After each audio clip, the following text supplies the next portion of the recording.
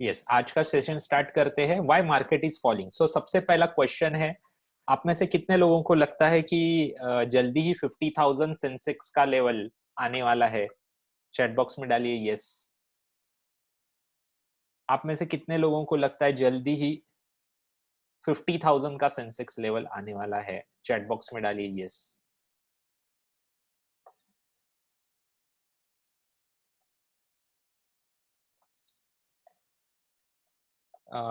45,000 अजीज जी कह रहे हैं, दत्तात्रेय जी कह रहे हैं यस, प्रीतम जी कह रहे हैं नो, ओके नो, गोविंद जी कह रहे हैं नो, ओके ओके। सो देखते हैं आज के सेशन में। तो सबसे पहले हम देखेंगे प्रोबेबल रीजंस क्या है, क्यों मार्केट नीचे आ रहा है। अभी कल तो रिकवरी आ गया, लेकिन अगर कल का मतलब आज रात का अगर ये देखा होगा आपने, नैस्डैक नैस्डैक ऑलमोस्ट 2.5% नीचे था, तो वो नीचे चला ही जा रहा है। सो 6 रीजंस क्या है वो देखेंगे, और ऐसे रीजंस में अब जब भी ऐसे चीजें होती है, फॉल मार्केट फॉल होता है, जो कि लास्ट 2 साल में जो नए इन्वेस्टर्स है उनको पता नहीं है, उनके लिए और आप सबके लिए 5 चीजें कौन सी कर सकते। बहुत सारी चीजें करनी पड़ती है अगर आपको मार्केट में over the period of time अच्छे रिटर्न्स बनाने हैं तो, लेकिन 5 चीजें, बेसिक चीजें मैं बताने वाला हूँ। ये मेरा पोर्टफोलियो है, आप देख सकते हो शेयर्स का, 6 महीने पहले का है। At that point of time 222% के आसपास के रिटर्न्स थे। डेलिबरेटली मैं बता रहा हूँ आपको कि इतने ज्यादा रिटर्न्स पाए जा सकते हैं पोर्टफोलियो बेसिस पे। इसमें से काफी स्टॉक्स मैंने बेच दिए हैं, जैसे कि जोमेटो अराउंड 133 के लेवल में मैंने बेचा है लकीली, और ये उसके बाद ये फॉल हुआ है। SBI cards around same level पे 1165 पे मैंने बेचा था, वो भी फॉल हो गया लकीली। गैब्रियल इंडिया में थोड़ा सा मैं गलती हो गई मेरी, मतलब थोड़े घाई में मैंने बेच दिया यही लेवल पे अराउंड 150 के, और उसके बाद रैली आई बड़ी उसमें। उसके बाद जेएम फाइनेंशियल्स में मेरा कॉल रॉन्ग हो गया टोटली, इसमें मुझे लॉस हुआ। लेकिन अभी कल ही परसों मैंने जब भी फॉल हुआ था मार्केट, तभी सोना बीएलडब्ल्यू भी बेच दिया अराउंड 655 के इस पे, इसमें काफी अच्छे प्रॉफिट मुझे मिले। सो पॉइंट में आपको ये बताना चाहता हूँ कि ऐसे काइंड ऑफ रिटर्न बन सकते हैं, लेकिन आपको काफी ज्यादा चीजें सीखनी पड़ेगी इसमें। सो बेसिक 5 चीजें आपको मैं बताऊंगा। ये म्यूचुअल फंड्स का पोर्टफोलियो है, अराउंड मार्च अप्रैल के टाइम का है, मई के टाइम का 37% के रिटर्न्स थे। अभी काफी रीबैलेंसिंग करने के बाद, कल के फॉल के बावजूद मेरे जो 11% के रिटर्न्स थे, इतना फॉल होने के बावजूद सिर्फ 0.5% से नीचे आया है, क्योंकि रिबैलेंस किया हुआ पोर्टफोलियो है। फॉर्मल इंट्रोडक्शन करता हूँ, AMFI certified mutual fund distribution का काम कर रहा हूँ सिंस अप्रैल 2017। 465 प्लस क्लाइंट्स है अक्रॉस द इंडिया, और 10 करोड़ के असेट अंडर मैनेजमेंट है, और हेल्प मिशन है to help individual craft their happy rich life. Since 2002 से मैं डायरेक्ट इक्विटीज में इन्वेस्ट कर रहा हूँ। सो 2-3 साइकिल्स देखे हैं मैंने, और मार्केट जब भी ऊपर जाता है लोग कैसे रिएक्ट करते हैं, नीचे आता है तभी कैसे रिएक्ट करते हैं, ये मैंने 2-3 बार देखा है, उसका मैं 2-3 बार शिकार भी रह चुका हूँ। सो अच्छा लर्निंग में शेयर कर सकता हूँ आपके साथ, ऐसा मुझे लगता है आज के सेशन में। मुझे ऐसे लगता है लाइफ में हैप्पी रिच बनना जरूरी है। अगर आपका फोकस लाइफ में है फाइनेंशियली रिच बनना, सो मुझे नहीं लगता है ये मार्केट में आप ज्यादा पैसे कमा सकते हो या रिटर्न्स पा सकते हो as such.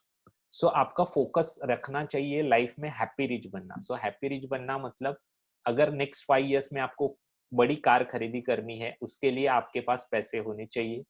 Next 10 years down the line आपको आपके नेटिव प्लेस में बंगलो कंस्ट्रक्ट करना है, उसके लिए इनफ पैसे आपके पास होने चाहिए।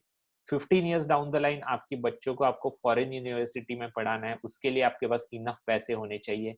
इसके लिए अगर आप प्लानिंग कर रहे हो, पैसे की इन्वेस्टमेंट कर रहे हो, तो आपका लाइफ हैप्पी हो सकता है।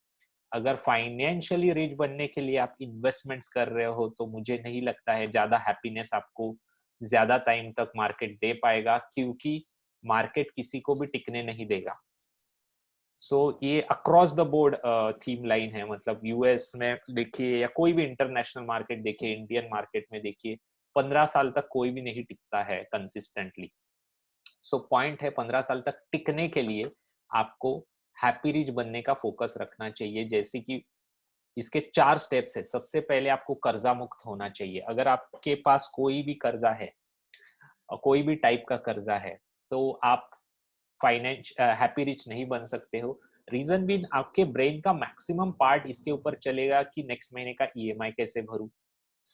मुझे ऐसे लगता है, पर्सनली मत लीजिए कोई भी, जो भी मैं बातें करता हूँ, मेरे थॉट्स मैं आपके सामने प्रेजेंट कर रहा हूँ। कर्जा लेना it's a scarcity mentality. Scarcity mentality से आप कभी भी अबंडेंट लाइफ नहीं बना सकते हो। सो पॉइंट है, अगर कर्जा लेना पड़ रहा है, सो इसका मतलब आपके basic mentality about the money में प्रॉब्लम है। सो इसके ऊपर सीखना पड़ेगा। तो secrets of debt free life नाम का एक मेरा वर्कशॉप है, वो आप अटेंड कर सकते हो। सेकेंड है, आपको पैसिव इनकम सोर्सेस क्रिएट करने पड़ेंगे। अगर आपको ऐसे लगता है कि एक्टिव इनकम से आपका लाइफ गुजर जाएगा आने वाला टाइम, तो ऐसा नहीं होने वाला है। फरवरी 2020 में किसी को नहीं पता था, जो ट्रैवल टूरिज्म, होटल इंडस्ट्री या एंटरटेनमेंट इंडस्ट्री में जॉब करते थे, कि वो आउट ऑफ बिजनेस जा सकते हैं। जैसे मैं मराठी हूँ, सो मराठी टेलीविजन पे बहुत सारे एक्टर्स करंटली आप देखोगे, जो कभी टेलीविजन पे एक्टिंग नहीं करते थे, वो सिर्फ फिल्म इंडस्ट्री में काम करते थे, उनको आना पड़ा टीवी इंडस्ट्री में, क्योंकि एंटरटेनमेंट इंडस्ट्री काफी ज्यादा उथल पुथल हुई है ड्यू टू कोरोना क्राइसिस।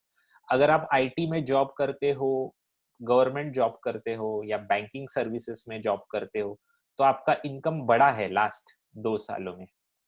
मुझे नहीं पता है आप 6 महीने के बाद, 6 महीना 1 साल के बाद क्या होगा। अगर आपको एक हिंट चाहिए, तो आप जस्ट देखिए नैस्डैक कैसे फॉल हुआ है, फ्री फॉल हुआ है लास्ट ये साल चालू होने, मतलब 1 जनवरी से आप देखोगे तो कैसा फ्री फॉल हुआ है नैस्डैक में।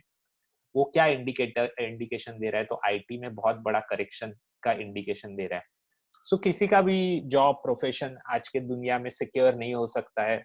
जैसे पहले होता था कि मैंने डिग्री पोस्ट ग्रेजुएट कर लिया और मैं एक जॉब को लग गया, तो मारो तो थई गयो, ऐसा होता था। वैसा तो होने वाला नहीं है आने वाले टाइम में।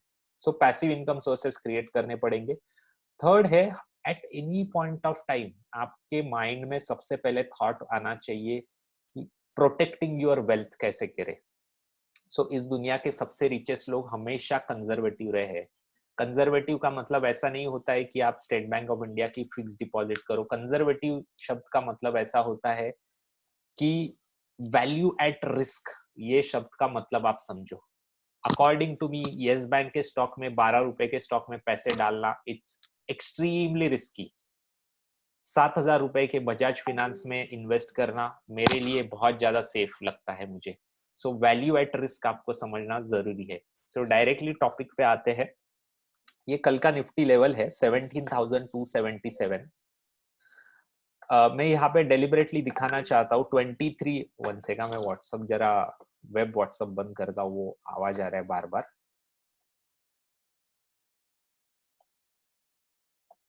यस,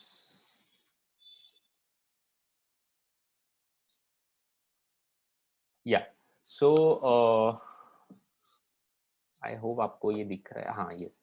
सो 23 मार्च 2020 को लेके चलता हूँ। 7,600 का निफ्टी का बॉटम था। वहां से एक, आप देखिए, एक स्ट्रेट लाइन में रिकवरी आया है। स्ट्रेट लाइन में ऑलमोस्ट 130% की रैली आई है।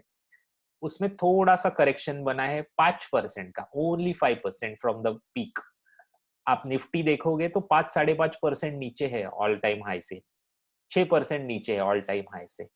सो इतना बड़ा फर्स्ट क्यों इसके बारे में, ये तो मार्केट का नेचर है, ये आपको समझना पड़ेगा।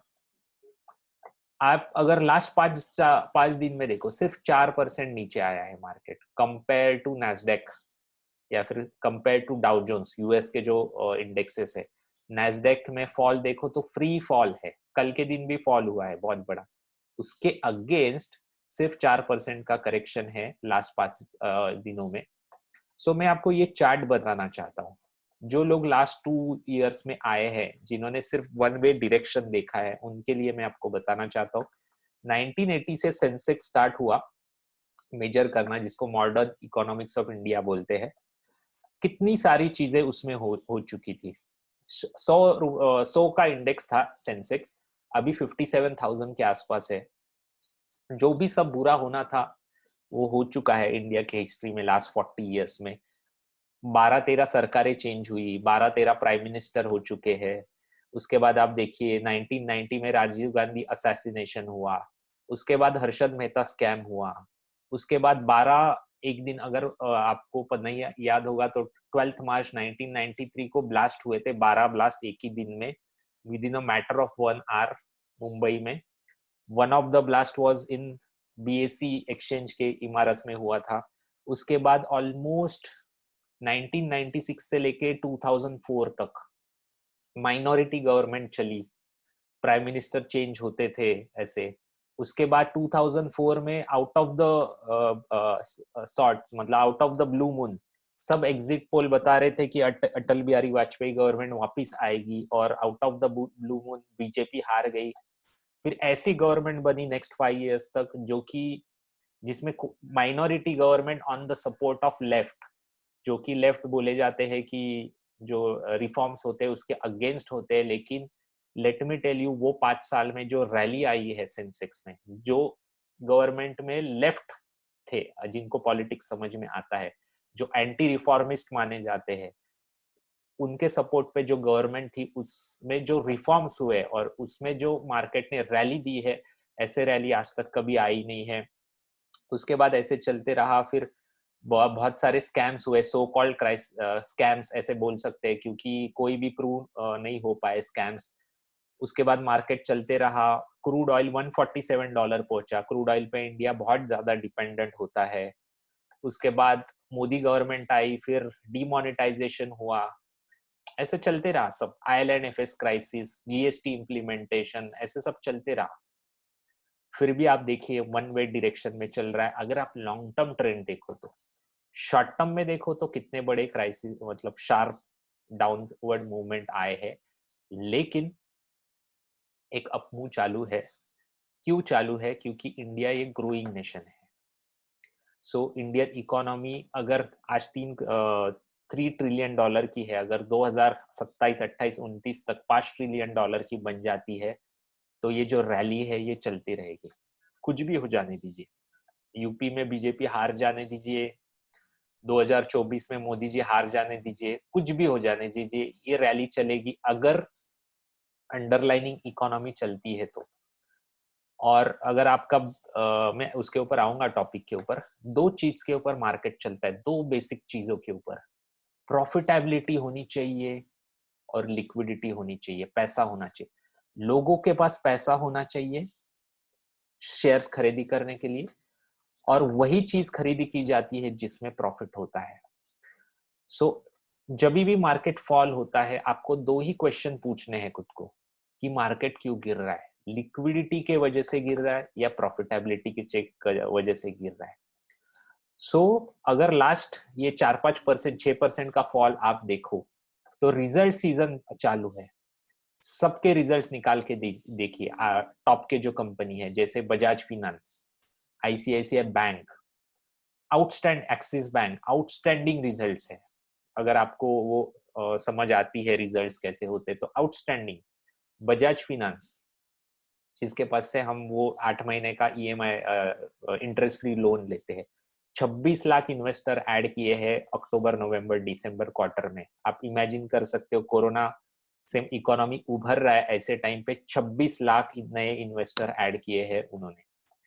सो और उसके आप प्रॉफिटेबिलिटी रेशियोज देखोगे, awesome. ICICI bank results awesome.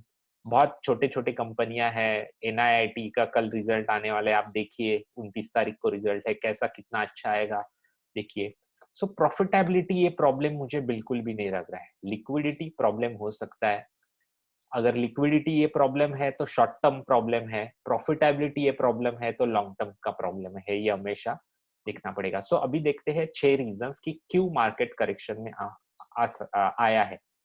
सो एक रूमर चालू है मार्केट में, अगर आप को पता है तो, long term capital gain tax बढ़ाया जाएगा। Currently long term capital gain tax है 10%, जिसको इंक्रीज किया जाएगा बजट में 15%, और short term capital gain tax जो 15% है उसको 20% तक इंक्रीज किया जाएगा। ऐसा एक रूमर है। और एक रूमर है कि long term capital gain tax 1 साल के ऊपर लगता है, मतलब 1 साल आप रखते हो शेयर, उसके बाद बेचते हो तो long term capital gain tax लगता है। उसकी सीमा रेखा 3 साल तक इंक्रीज की जाएगी। सो अगर 3 साल के अंदर आप स्टॉक बेचते हो तो आपको short term capital gain tax जो हायर टैक्स है वो लगेगा, ऐसा रूमर है। सो मेरा टेक क्या है, मुझे नहीं लगता ये पॉसिबल है, क्योंकि अगर ऐसा गवर्नमेंट करती है ये बजट में, तो मार्केट उसको एक निगेटिवली लेगा। और एलआईसी का आईपीओ आने वाला है जो बिग बैंग आईपीओ है। सो मुझे नहीं लगता है कि अगर ऐसा निगेटिव कदम गवर्नमेंट लेती है मार्केट के हिसाब से और मार्केट सेंटीमेंट बिगड़ जाती है, तो एलआईसी को अच्छा वैल्यूएशन मिल जाएगा। सो मुझे तो कोई एंगल से लगता नहीं है ये हो सकता है। अगर ये हुआ तो गवर्नमेंट ने खुद के पैरों पे कुल्हाड़ी मार दी है 1 फरवरी को, ऐसा मुझे लगता है। क्या इसका ऐसा मान के चलते हैं कि ऐसा हुआ, ये जो दोनों फैक्टर है उसमें से एक फैक्टर रियलिटी में आएगा, तो क्या बदलने वाला है आपके और मेरे लाइफ में, ये आप खुद को पूछिए।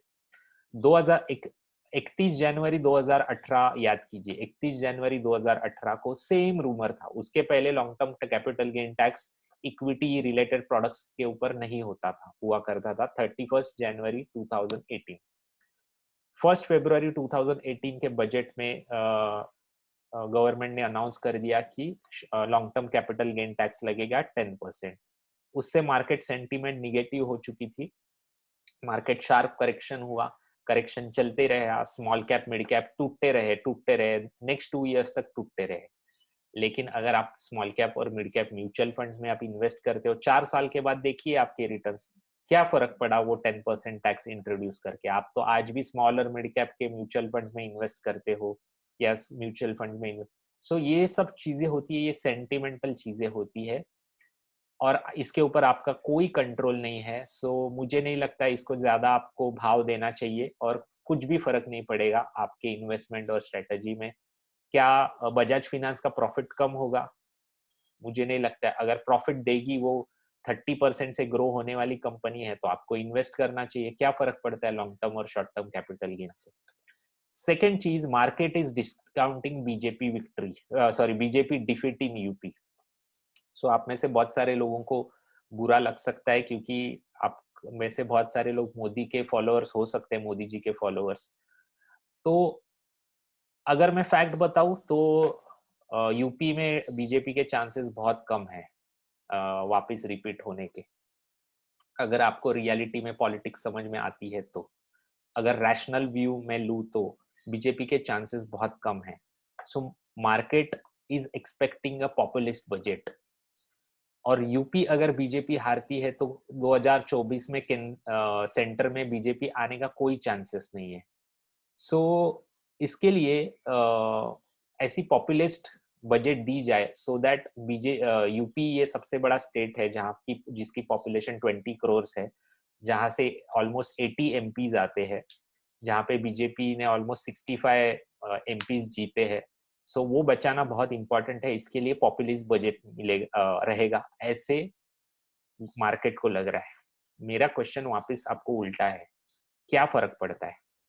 जो 1991 में रिफॉर्म स्टार्ट हुए हैं जब भी कांग्रेस गवर्नमेंट थी, उसके बाद बहुत सारी खिचड़ी गवर्नमेंट थी, वापस फिर एनडीए की गवर्नमेंट थी, उसके बाद लेफ्ट के सपोर्ट वाली कांग्रेस गवर्नमेंट थी, उसके बाद अच्छी मेजोरिटी वाली कांग्रेस गवर्नमेंट थी, कुछ भी फर्क नहीं पड़ा है। 1991 से जो रिफॉर्म स्टार्ट हुए हैं एक कंसिस्टेंटली एक ही थॉट प्रोसेस पे हो रहे हैं, कैपिटलिस्ट कंट्री के तरफ हमें लेके जा रहे हैं। आपको मतलब वो फैक्ट मानना पड़ेगा। सबसे पहले populist budget does not give you election victory, ये एक मिथ है। अगर यूपी के लोगों ने डिसाइड किया है बीजेपी को हराना है तो वो पॉपुलिस्ट बजट देने दो, कुछ भी करने दो, वो हराएंगे। जैसे लास्ट 2012 से लेके 2013 से लेके 2014 तक कांग्रेस ने बहुत ज्यादा ट्राई किया, अनेक बहुत सारे पॉपुलिस्ट अनाउंसमेंट करके, लेकिन लोगों ने डिसाइड किया था 2014 में कि कांग्रेस को बाहर निकालना है, तो निकाल दिया। सो इसका कोई फर्क नहीं पड़ता है, और आई होप ये एग्जैक्टली पता है ये करंट गवर्नमेंट को। और in the longer run simple चीजें, वापस वो फर्स्ट स्लाइड पे जाइए। लॉन्ग टर्म में आप इन्वेस्ट करते हो मार्केट में लॉन्ग टर्म के लिए, क्या चीज के लिए आते हो, क्या चीज देखने चाहिए? सो प्रॉफिटेबिलिटी एंड लिक्विडिटी। क्या प्रॉफिटेबिलिटी कम होने वाली है? यूपी में बीजेपी हारती है, आपके घर में किसी की शादी है, तो एशियन पेंट्स का पेंट लगाना क्या आप छोड़ देने वाले हो? आपने डिसाइड किया है ये दिवाली में मारुति की बलोनो कार खरीदी करनी है, क्या यूपी में बीजेपी हारती है तो आप छोड़ने वाले हो वो आपका गोल? सो ये पॉइंटलेस है, ये मुद्दा, ये सेंटिमेंटल है टोटली। अगर ऐसा होता है, मार्केट करेक्शन में आता है, तो मुझे लगता है बहुत ज्यादा अच्छी अपॉर्चुनिटी मिलेगी। थर्ड चीज है fed rate hike. Federal reserve ये यूएस की सेंट्रल बैंक है। सबको पता है यूएस में हाईएस्ट इन्फ्लेशन है, मल्टी ईयर हाई पे है वहां पे इन्फ्लेशन, मतलब महंगाई। यूएस में महंगाई 6% है। तो होता कैसा है, जिनको नहीं पता उनके लिए मैं बता रहा हूँ, जब भी इन्फ्लेशन महंगाई बढ़ती है, गरीब लोग और ज्यादा गरीब होने लगते हैं, रिच लोग ज्यादा रिच होने लगते हैं। एक बहुत बड़ा डिवाइड होता है, जिसके वजह से गवर्नमेंट को रूल करना बहुत ज्यादा डिफिकल्ट होता है। जैसे कि इंडिया में आप देखोगे 2014 से लेके 2022 तक गरीब और श्रीमंतों के बीच में जो गैप थी वो बहुत ज्यादा बढ़ चुकी है। रिच लोग रिच होते जा रहे हैं, गरीब लोग गरीब होते जा रहे हैं। उस one of the reasons BJP UP में बहुत शेकी स्टैंड पे है, उसका one of the reason is ये है कि गरीब और रिच की गैप बहुत ज्यादा वाइडन हो चुकी है, और कोरोना की वजह से उसमें बहुत ज्यादा वाइड हो चुका है। सो इसके लिए every government tries to reduce the inflation. इसके लिए सेंट्रल बैंक क्या करती है, इंटरेस्ट रेट हाइक कर देती है। सो यूएस में इंटरेस्ट रेट बहुत ज्यादा हाइक होने वाले हैं, सबको पता है।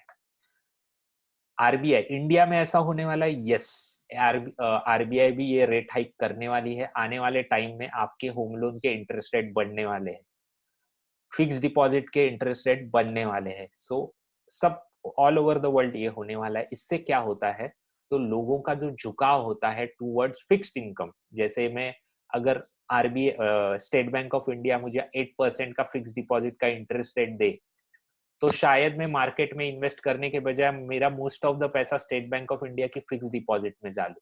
तो ऐसे लोगों का माइंडसेट बनता है। सेम वे यूएस में, अगर यूएस में उनको 3-4% के फिक्स डिपॉजिट के रेट इंटरेस्ट रेट मिलने लगे, तो यूएस का नागरिक नहीं चाहेगा कि उनका पैसा वो इंडिया जैसे उनके लिए रिस्की मार्केट में डाल इन्वेस्ट करे। सो वहां से जो पैसा आने वाला है उसका फ्लो कम होगा और इंडियन मार्केट में करेक्शन आ सकता है, ये चीज के वजह से। सो ये रिस्क है। जैसे मैंने आपको स्लाइड नंबर 1 में बताया कि लिक्विडिटी एंड प्रॉफिटेबिलिटी, क्या ये चीज से प्रॉफिटेबिलिटी घटेगी? घट सकती है, उसका एक इकोनॉमिकल रीजन है। लिक्विडिटी घटेगी, श्योर शॉट घटेगी। लेकिन लॉन्ग रन में ये मैटर करता है क्या? आई don't think so Indian market में ये ज्यादा मैटर करता है। मैं आपको हिस्ट्री में लेके चलूंगा। बिटवीन 2000 टू 2006 यूएस में इंटरेस्ट रेट पीक पे थे, मतलब ऑलमोस्ट 4.5-5% के इंटरेस्ट रेट थे वहां पे यूएस में। यूएस के लिए 4.5-5% मतलब पीक हो गया। लेकिन इंडिया की सबसे बड़ी, सेंसेक्स निफ्टी की सबसे बड़ी बुल रन आई है 2004 से लेके 2006 तक। सो मैंने स्लाइड नंबर 1 आपको बताया, जैसे प्रॉफिटेबिलिटी और लिक्विडिटी, ये दो चीजें होनी चाहिए। जब भी रेट हाइक होते हैं उसमें से लिक्विडिटी ड्राई अप हो जाती है, लेकिन अगर प्रॉफिटेबिलिटी हो तो हमेशा पैसा चेस करता है प्रॉफिटेबिलिटी को। सो मुझे ऐसे लगता है कि इंडियन कॉर्पोरेट्स की प्रॉफिटेबिलिटी बहुत अच्छे लेवल पे है करंटली, और ऐसा कोई रिस्क नहीं दिख रहा है आने वाले 1-1.5-2 साल में कि वो प्रॉफिटेबिलिटी बहुत ज्यादा सीवियरली डैमेज हो सकती है। अगर क्रूड ऑयल चला जाता है अराउंड $125, मतलब 100 से ऊपर चला जाता है, कंसिस्टेंटली रहता है, तो कॉर्पोरेट प्रॉफिटेबिलिटी हर्ट हो सकती है। एक, अभी अगर आपको पता है तो यूक्रेन और रशिया के बीच में वॉर लाइक्स ये है, सिचुएशन है।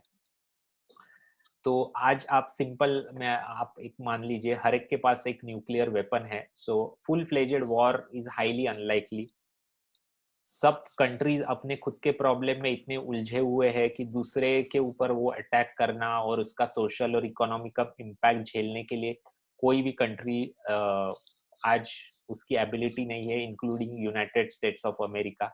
सो ये सिर्फ ये है, मतलब क्या बोलते हैं उसको, एक टसल है, जैसे चाइना इंडिया होता है, चाइना इंडिया पाकिस्तान होता है।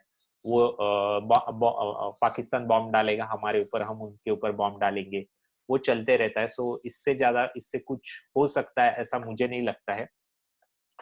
क्रिप्टो करेंसी बबल है एक, अकॉर्डिंग टू मी, ऐसा मार्केट पार्टिसिपेंट्स को लगता है बहुत सारे। क्यों? क्योंकि there are estimated 10 crore active traders in crypto currency. India के 40 साल के हिस्ट्री में मॉडर्न इकोनॉमिक्स के एक्टिव डीमैट यूजर्स कितने हैं? 3.16 करोड़। लेकिन क्रिप्टो करेंसी में ट्रेडर्स कितने? 10 करोड़। ये एस्टिमेटेड फिगर है, एक्चुअल फिगर किसी के भी पास नहीं है। लेकिन ये 10 करोड़ जो एक्टिव ट्रेडर्स है, उनका एक्सपोजर कितना है? तो 75,000 करोड़ का है। इंडियन इकोनॉमी के लिए 75,000 crore rupees of retail investment is nothing. So इससे कुछ भी फर्क नहीं पड़ेगा। अगर ये बबल भी होता है और बर्स्ट भी हो जाता है, तो ये 10 करोड़ ट्रेडर का सिर्फ 75,000 करोड़ जाने वाला है, उससे इंडियन इकोनॉमी को कोई प्रॉब्लम नहीं हो सकता है। सो जो स्लाइड नंबर 1 मैंने बताया, कॉर्पोरेट प्रॉफिटेबिलिटी कहीं पर भी हर्ट नहीं होगी। लिक्विडिटी थोड़े टाइम के लिए, थोड़े से टाइम के लिए डैमेज हो सकती है। सो मुझे नहीं लगता ये बहुत बड़ा डिसरप्शन है इंडियन मार्केट के लिए। एफआईआई सेलिंग हो रहा है 1 जनवरी से, 12,000 करोड़ की एफआईआई सेलिंग हुई है 1 जनवरी से। आप देखो तो देखिए, आपको मैं फैक्ट बताता हूँ, लास्ट 30 सालों में 28 साल 30 साल में से 28 साल एफआईआई नेट बायर्स रहे हैं इंडियन मार्केट्स में। तो कोई जो यूएस में या यूरोप में बैठा हुआ है या जापान में बैठा हुआ एफआईआई है, वो लास्ट 30 सालों में से 28 साल इंडिया में क्यों पैसा डाल रहा है? तो सिंपल रीजन है, उसके कंट्री में उसको प्रॉफिटेबिलिटी नहीं दिखने में आ रही है। सो इंडिया जैसे कंट्री में आ रहा है जहां पे बहुत ग्रोथ है, जो बहुत बहुत प्रॉफिट है। सो सिंपल, वापस मैं उल्टा आपको सोचने के लिए मजबूर करता हूँ। एफआईआई सेलिंग हो रहा है 12,000 करोड़ का, या वर्ल्ड में कुछ भी प्रॉब्लम है, कोरोना प्रॉब्लम है, या कुछ भी रीजन है, या यूक्रेन रशिया में वॉर चल रहा है, आपके घर में आपके किसी रिलेटिव की शादी है, पेंट यूज करना है, क्या एशियन पेंट्स का पेंट यूज नहीं करोगे आप? क्योंकि यूक्रेन और रशिया में वॉर चालू है। आपका गोल है, आपने बहुत पैसे जमा करके दिवाली 2022 में प्लान किया है मारुति बलेनो खरीदने का। क्या यूक्रेन और रशिया में वॉर चालू है, या फिर एफआईआई सेलिंग हो रही है इसलिए आपका डिसीजन पोस्टपोन करने वाले हो आप?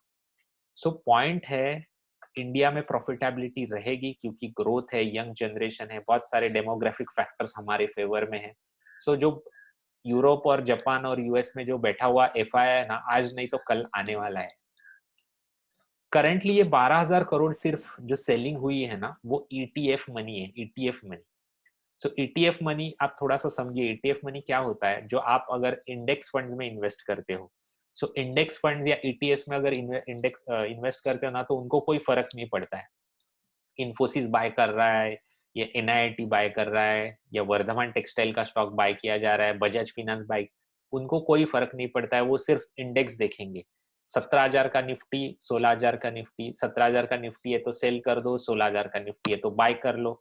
क्या बाय कर रहे हो उससे कोई फर्क नहीं पड़ता है। तो ये ईटीएफ मनी गया है, इससे ज्यादा कोई फर्क नहीं पड़ने वाला है। लेकिन let me tell you, last 20 दिनों में लॉन्ग ओनली बाइंग हो रही है। लॉन्ग ओनली बाइंग का मतलब क्या होता है? जैसे हम आप जब भी म्यूचुअल फंड्स में इन्वेस्ट करते हो, तो म्यूचुअल फंड सिर्फ लॉन्ग टर्म के लिए इन्वेस्ट कर सकता है, शॉर्टिंग नहीं कर सकता है। मतलब स्टॉक सेल पोजीशन नहीं ले सकता है कोई भी स्टॉक में, वो सिर्फ लॉन्ग पोजीशन ले सकता है। तो एफआईआई लॉन्ग बाइंग हो रही है, इसका मतलब एफआईआई को लगता है कि इंडियन मार्केट में ऐसे बहुत सारे स्टॉक्स हैं जहां पे बहुत पोटेंशियल बाकी है।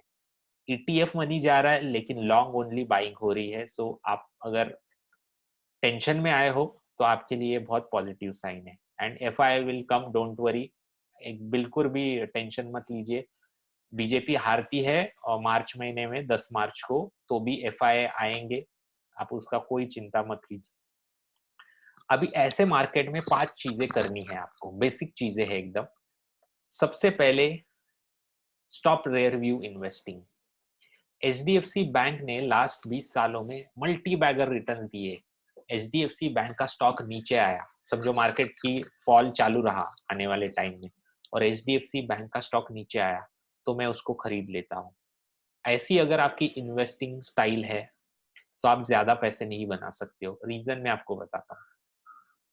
लास्ट 3 सालों में एवरी कैलेंडर ईयर में, मतलब 2019, 20, 21, निफ्टी आईटी ने एक्सट्रीमली जबरदस्त रिटर्न्स दिए। टॉप परफॉर्मेंस, टॉप कोई भी सेक्टर में सबसे ज्यादा बेस्ट रिटर्न निफ्टी आईटी ने दिए। फार्मा ने भी बहुत अच्छे रिटर्न्स दिए। लेकिन लास्ट 20 दिनों में जो फॉल हुआ है 4, 5, 6% का, उसमें सबसे बड़ा डैमेज हुआ है निफ्टी आईटी को, -10%। लास्ट 2021 और 2020 में finance sector, PSU banks, energy, utilities, power कुछ भी परफॉर्म नहीं कर रहा था।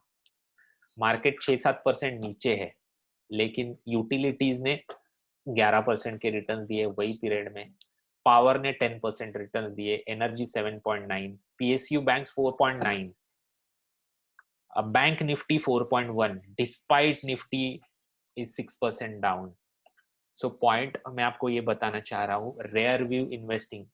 आईटी स्टॉक बहुत, इन्फोसिस का स्टॉक बहुत अच्छा ऊपर है, उसमें 10-12-15% का करेक्शन आया है। मुझे पता नहीं, देखता नहीं हूँ मैं इन्फोसिस का, इसलिए मैं इन्फोसिस में पैसे डालता हूँ। अगर ऐसी आपकी सोच है तो आप ट्रैप होने वाले हो ये मार्केट में, क्योंकि वोलेटिलिटी जारी रहने वाली है और 10-15% और 10% नीचे मार्केट जा सकता है।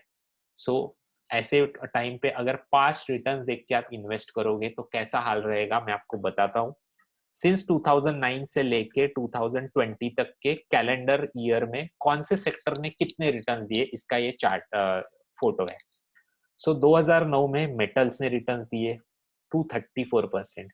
अगर इसके ऊपर अट्रैक्ट करके मेटल स्टॉक्स में आप पैसे डालते तो 2010, 2011, 2012, 2013, 2014, 15, ऑलमोस्ट 6 साल तक आपका पैसा निगेटिव होते रहा।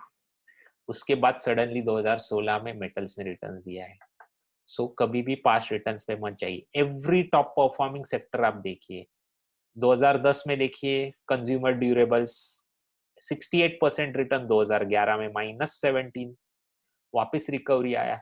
सो जो टॉप परफॉर्मिंग सेक्टर होता है उसमें अगर जो झुकाव होता है लोगों का, आज भी बहुत सारे लोग मुझे पूछते हैं, म्यूचुअल फंड का काम करता हूँ तो लोग पूछते हैं आईसीआईसीआई टेक्नोलॉजी फंड में मैं इन्वेस्ट करना चाहता हूँ, टाटा डिजिटल इंडिया फंड में मैं इन्वेस्ट करना चाहता हूँ, आदित्य बिरला डिजिटल इंडिया में फंड में इन्वेस्ट करना चाहता हूँ। सिंपल रीजन है, लास्ट 3 साल में आईटी ने बहुत अच्छा किया है। 2020 में 57%, 2021 में तो सबसे हाईएस्ट रिटर्न आईटी ने दिए हैं। सो इसके लिए उसमें ज्यादा रिटर्न दिख रहे हैं। क्या वो रिपीट हो पाएगा? Highly unlikely. सो पॉइंट है, रियर व्यू इन्वेस्टिंग सबसे पहले बंद कर दीजिए। सो करना क्या है, अगर म्यूचुअल फंड्स में इन्वेस्ट करते हो तो वैल्यू स्टाइल ऑफ इन्वेस्टिंग वाले म्यूचुअल फंड्स होते हैं, उसमें आपको इन्वेस्ट करना चाहिए। लॉजिक क्या है, मेरे कम्युनिटी में आइए, फिर मैं आपको इसका बहुत अच्छा एक्सप्लेनेशन दे सकता हूँ क्यों वैल्यू स्टाइल में आपको इन्वेस्ट करना चाहिए। Don't just invest in stock because it has given great return in the past. Past return does not guarantee future returns. कोई जरूरत नहीं है कि सेम एग्जांपल, एचडीएफसी बैंक ने लास्ट 15 सालों में खूब बहुत रिटर्न दिए, इसके मतलब वो 10 नेक्स्ट 10 ईयर्स में भी रिटर्न देगा। बहुत सारे एग्जांपल्स मैं दूंगा अभी आपको। Long term investing in direct stocks is the biggest myth. ये स्प्रेड किया हुआ है हमारे जैसे कम्युनिटी में कि स्टॉक में अगर आपको पैसा बनाना है लॉन्ग टर्म रखिए, लॉन्ग टर्म। सो बहुत सारे लोग मुझे पूछते हैं कि मैं 10 साल मेरे पोर्टफोलियो को नहीं देखूंगा, सिर्फ मेरे को स्टॉक बता दे। सो उसके बारे में मैं अभी आपको एग्जांपल दूंगा कि long term investing in direct stocks क्यों ये फ्यूटाइल एक्टिविटी है, मैं आपको बताऊंगा। सेकेंड चीज आपको करनी है, स्टॉप वॉचिंग मीडिया। अगर इकोनॉमिक टाइम्स पढ़ते हो तुरंत बंद कर दीजिए, सीएनबीसी देखते हो तुरंत बंद कर दीजिए, मनी कंट्रोल देखते हो तुरंत बंद कर दीजिए, क्योंकि ये आपके साथ खेल रहे हैं, बहुत ब्लफ खेल रहे हैं। अभी आपको लास्ट 3-4 दिनों की ये देखिए, हेडलाइंस देखिए, इतना पैसा गवाया, ऐसे बहुत सारे, ब्लैक फ्राइडे, बाद में क्या ब्लैक मंडे, फिर ब्लड बाथ, ऐसे शब्द यूज करेंगे। अगर नेक्स्ट 5 दिन में वापस अपमूव चालू हुआ ना, तो वापस हेडलाइन बनेगी कि इंडिया कैसे ग्रोथ स्टोरी है। सो ये सब आपके साथ ब्लफ्स कर रहे हैं। सो क्यों उनके ब्लफ्स किया आप ये कर रहे हो, क्या बोलते हो, फॉल प्रे हो रहे हो। मैं आपको बताता हूँ, मैं 2002 से ये डायरेक्ट इक्विटीज में कर रहा हूँ। 2002 से मैं सीएनबीसी देखता था, 2016-17 में मैंने बंद कर दिया। तो 10 साल पहले जब भी मैं सीएनबीसी देखता था, सुबह ब्रेकफास्ट के टाइम पे जैसे ही मैं ऑन करता था, तो 10 साल पहले मार्केट चालू होता था 10 बजे। आज 9 बजे चालू होता है, वो टाइम पे 10 बजे चालू। जैसे ही मैं सीएनबीसी लगाता था, डार्लिंग स्टॉक्स कौन से थे, मतलब सीएनबीसी पे उदयन मुखर्जी और मिताली मुखर्जी ये स्टॉक्स के बारे में बहुत बोलते थे। अगर आप में से कोई है 10 साल पहले वाला, तो आपको याद आएगा। JP power, Reliance power, Suzlon, Jain irrigation, dish TV, Vodafone, jet Airways, yes bank, Religare, BHEL, HCC, Jindal steel and power. Darling stocks. 10 साल पहले किसी को नहीं पता था जेट एयरवेज बंद होने वाला है। वोडाफोन तो प्रीमियम सर्विस प्रोवाइडर था 10 साल पहले। रिलायंस पावर के आईपीओ ने तो बहुत गजब किया था 2008 में। ये स्टॉक्स का नेक्स्ट 10 इयर्स में रिटर्न्स देखिए। JP power -92, Reliance power -92, Suzlon -86, Jain irrigation 85। अगर 10 साल पहले मीडिया की सुन के आपने इसमें लॉन्ग टर्म इन्वेस्टिंग किया होता, तो आपके पोर्टफोलियो का क्या हाल होता देख लीजिए। 10 साल पहले और स्ट्रॉन्ग। अभी आप बोलोगे कि आपने ऐसे एग्जांपल दिए जो एकदम मतलब कुछ भी हो सकता है, तो बंद हो गई ऐसे कंपनी के एग्जांपल दे। तो मैं आपको एग्जांपल देता हूँ जो 10 साल पहले थी और आज भी है। Larsen and Toubro, Sun TV, ITC, Hero MotoCorp, Tata Motors. अभी आप मुझे बताइए, टाटा मोटर्स क्या बुरी कंपनी है? क्या आईटीसी बुरी कंपनी है? भारतीय एयरटेल बुरी कंपनी है? डीएलएफ बुरी कंपनी है? बिल्कुल भी नहीं, कोई एंगल से नहीं। इसमें आपने 10 साल की लॉन्ग टर्म इन्वेस्टिंग की, मीडिया की सुन के, सीएनबीसी, मनी कंट्रोल की सुन के लास्ट 10 इयर्स में एब्सोल्यूट रिटर्न्स, मतलब इसके सीएजीआर में आप कन्वर्जन कर दो ना, सीएजीआर में इसका, तो ये स्टेट बैंक ऑफ इंडिया के फिक्स डिपॉजिट से भी कम रिटर्न आएंगे। लॉन्ग टर्म इन्वेस्टिंग, सीएनबीसी और मनी कंट्रोल की सुन के।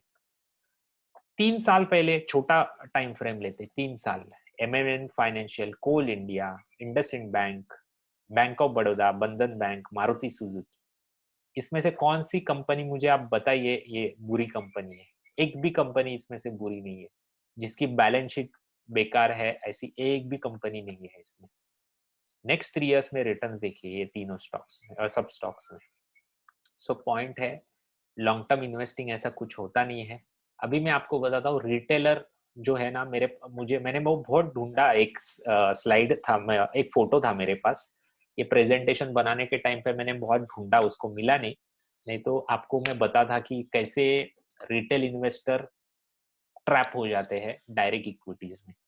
सो आज के दिन इंडिया के टॉप 10 ऐसी कंपनियां जिसमें सबसे ज्यादा रिटेल होल्डिंग है, आप नाम सुनोगे सरप्राइज हो जाओगे। चैट बॉक्स में डालिए, कौन सी कंपनी हो सकती है टॉप 10 में जिसमें रिटेल होल्डर्स, मतलब मेरे आपके जैसे रिटेल होल्डिंग सबसे ज्यादा है। चैट बॉक्स में नाम डालिए प्लीज, अगर आपको पता है तो।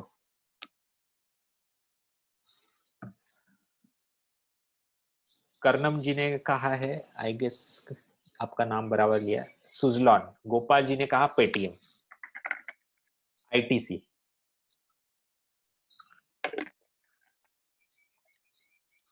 नाम बताऊंगा तो सरप्राइज हो जाओगे। टीसीएस इंफोसिस, इम्पॉसिबल गोविंद जी। टीसीएस इंफोसिस में तो कभी नहीं रहेंगे। वो पहले तो टीसीएस का 3,500 रुपए का भाव देख के रिटेल और इन्वेस्टर उसमें इन्वेस्ट नहीं करता है। Yes Bank, Wipro, Reliance, HDFC, 3i Intertech, DHFL, Happiest Mind. So आप में से बहुत सारे लोगों को पता है, वन ऑफ द कंपनीज ये GMR infrastructure, one of the company top 10 holding, मतलब रिटेलर की सबसे ज्यादा होल्डिंग वाली टॉप 10 कंपनियों में one of the companies GMR infrastructure. उस 120 रुपए का उसका हाई था, 28 दिसंबर 2007 को बनाया था। उसके पहले 3 साल उसने मल्टी बैगर रिटर्न दिए थे।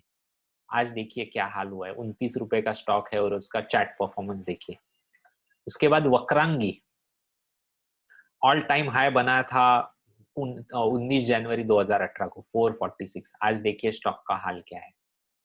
उसके बाद है यस बैंक, सबको पता है इसका हाल, और इससे बुरा हाल होने वाला है। थोड़ा सा रुकिए, 1 साल रुकिए, इससे बुरा हाल होगा ये स्टॉक का। उसका सबसे बड़ा रीजन है स्टेट बैंक ऑफ इंडिया के पास इसका 36% होल्डिंग है, जो कि मोराटोरियम में है, जो आरबीआई ने लगाए हुए है, जो कि खत्म होने वाले हैं 2022 में। तो जैसे ही स्टेट बैंक ऑफ इंडिया इसको बेचना चालू करेगी, ये स्टॉक का क्या हाल होगा आप समझ लीजिए। सो अगर आप इसमें अटके हो, अगर बेच सकते हो, मंडे मॉर्निंग बेच दीजिए। सो लॉन्ग टर्म और बहुत सारे हैं, रिलायंस पावर है और बहुत सारे नाम लिए, जेपी एसोसिएट्स है, करेक्ट नाम लिया है करनम जी ने। उसके बाद अच्छे वाले स्टॉक्स में कोई भी नहीं है, रिलायंस में नहीं है, रिलायंस पावर में है, विप्रो में नहीं है, कोल इंडिया में नहीं है, यस बैंक में है, आइडिया में है, उसके बाद आईटीसी में नहीं है, पेटीएम में नहीं है, सुजलॉन में है। ऐसे तो टॉप 10 में ये कंपनी आती है जिसका कोई परफॉर्मेंस नहीं है ऐसे। सो ये लॉन्ग टर्म इन्वेस्टिंग क्या होता है मैं आपको बताता हूँ। Long term investing direct equities में क्यों मिथ है। जस्ट सिंपल एक डेटा आप चेक कर सकते हो, एकदम अवेलेबल डेटा है। कोई भी म्यूचुअल फंड जो आपके इसमें है ना, आपके पास अभी है कोई भी म्यूचुअल फंड की स्कीम, उसका ये मंथ का पोर्टफोलियो निकालिए। ये मंथ का आपको मिलेगा नहीं क्योंकि वो नेक्स्ट मंथ में मिलेगा। दिसंबर का पोर्टफोलियो निकालिए, दिसंबर 2021। सेम स्कीम का मई 2021 का पोर्टफोलियो निकालोगे, कोई मतलब मोस्ट ऑफ द स्टॉक आपको डिफरेंट दिखेंगे। अगर लॉन्ग टर्म इन्वेस्टिंग होती एक्चुअल में रियलिटी में, तो ये जो फंड मैनेजर्स है उन्होंने भी लॉन्ग टर्म इन्वेस्टिंग की होनी चाहिए थी, तो इनके पोर्टफोलियो कैसे चेंज होते हैं। So average fund manager holding, अभी मैं आपको स्पेसिफिकली ये बोल रहा हूँ, average holding for the stock is only 6 to 8 months। ये जो सबसे बेस्ट फंड मैनेजर है उनके लिए। अभी ऐसा हो सकता है उसमें से कोई एक स्टॉक है वो 3 साल के लिए होल्ड किया हुआ है, कोई एक स्टॉक है वो 5 साल के लिए होल्ड किया हुआ है, लेकिन हर एक स्टॉक 3 साल के लिए होल्ड किया नहीं जाता है। एवरेज होल्डिंग पीरियड होता है 6 to 8 years। US institutional investors का इंडियन मार्केट में एवरेज होल्डिंग पीरियड है सिर्फ 1 साल। तो क्यों आप लेके बैठे हो आपका यस बैंक 4 साल से, ये सोच के कभी ना कभी रिवाइवल आ जाएगा, कभी ना कभी बजाज फाइनेंस उसको खरीद लेगा और इसका स्टॉक प्राइस बढ़ेगा। ऐसा कुछ भी नहीं होने वाला है। सो पॉइंट है लॉन्ग टर्म इन्वेस्टिंग ये बहुत बड़ा मिथ है। वॉरेन बफे का नाम लिया जाता है बाय एंड होल्ड स्ट्रेटजी के ऊपर। तो आप सबसे पहले बाय एंड होल्ड स्ट्रेटजी समझिए। 3 प्रोफेसर्स थे, जॉन ह्यूजेस, जिन लियू, मिशिगन जैंग करके, बिटवीन 1980 से 2006 तक वॉरेन बफे के पोर्टफोलियो का उन्होंने अभ्यास किया। Median holding was less than 1 year. Median holding का मतलब ऐसा है उसने जो भी ये 26 साल में स्टॉक खरीदे बेचे, सबका एवरेज एज अगर देखो तो 1 साल से कम था। 30% of the company sold within the 6 months after buying it. So ये लॉन्ग टर्म इन्वेस्टिंग कुछ होता नहीं है। Why buy and hold does not work? Every company has its own market cycle. सो आपको समझना पड़ेगा मार्केट साइकिल श्रिंक होते जा रहे हैं आने ये करंट टाइमिंग में। फिनटेक के जमाने में, डिसरप्शन के जमाने में मार्केट साइकिल श्रिंक होते जा रहे हैं। सो हर एक मार्केट कंपनी का मार्केट साइकिल शॉर्ट होते जा रहे हैं। Every company will have it's under performance including Reliance, Infosys, Maruti. Infosys between year 2000 से लेके 2014 stock returns were just 5% CAGR between 2000 to 2014, 14 साल। रिलायंस 2008 से लेके 2020 तक ऑलमोस्ट सिर्फ 8% CAGR returns, which is less than State Bank of India average FD rate between same period। Maruti देखिए 10,000 का peak है, आज किधर है स्टॉक? 2016 17 16 में आई गेस 10,000 का पीक किया है। सो पॉइंट है, कंपनियां अच्छी है, मार्केट साइकिल्स अलग चलते हैं। Market likes and dislikes changes and so with its premium. So individual investor को ये समझना बहुत that does not mean you should trade. इसका मतलब ऐसा नहीं है कि डेली बेचो खरीदो बेचो खरीदो। समझना ये पड़ेगा राइट कंपनी आपको ये करना चाहिए, पिक करना चाहिए। प्रॉब्लम ये है, आप में से कितने लोगों को 10 साल पहले, 10 years बैक, 2012 में जाइए, 2012 में Avanti Feeds, Westlife Developers, Alkyl Amines, Vaibhav Global, Bajaj Finance, Aster Polytech, Ajanta Pharma, Deepak Nitrite, Relaxo Footwear, Navin Fluorine, इसमें से एक भी कंपनी 2012 में आपने खरीदी होगी तो चैट बॉक्स में डालिए। Where we get mutual fund portfolio, एकदम रेडीली अवेलेबल, उनके वेबसाइट पे जाइए, म्यूचुअल फंड के मनी कंट्रोल पे जाइए।